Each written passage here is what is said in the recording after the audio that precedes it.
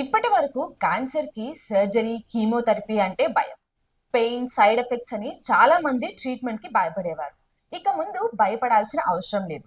ఎందుకంటే అలాంటి పరిస్థితికి మార్పు తీసుకొచ్చే కొత్త ట్రీట్మెంట్ మెథడ్ ని సైంటిస్టులు డెవలప్ చేశారు. ఈ న్యూ ట్రీట్మెంట్ ని ఫోటోథెరపీ అని పిలుస్తున్నారు.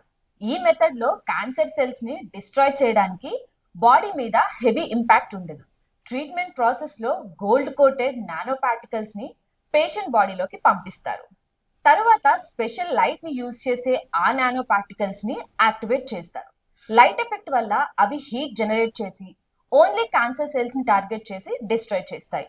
ఈ ట్రీట్మెంట్ లో మేజర్ అడ్వాంటేజ్ ఏంటంటే హెల్తీ సెల్స్ కి డ్యామేజ్ జరగదు.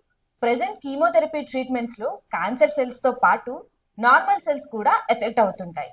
కానీ ఈ ఫోటోథెరపీ మెథడ్ కంప్లీట్లీ ఫోకస్డ్ గా క్యాన్సర్ సెల్స్ మీదే వర్క్ చేస్తుందని రీసెర్చర్స్ ఎక్స్ప్లెయిన్ చేస్తున్నారు.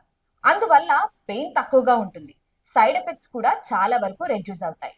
సైంటిస్టులు చెప్పిన దాని ప్రకారం ఈ మెథడ్ వల్ల పేషెంట్స్ కి ట్రీట్మెంట్ సమయంలో కంఫర్ట్ లెవెల్ పెరుగుతుంది. రికవరీ ప్రాసెస్ కూడా ఈజీగా ఉండే ఛాన్స్ ఉంది. లాంగ్ టర్మ్ గా చూస్తే క్యాన్సర్ ట్రీట్మెంట్ ని more safe, more effective direction లో తీసుకెళ్లే టెక్నాలజీ ఇదని ఎక్స్పర్ట్లు బిలీవ్ చేస్తున్నారు.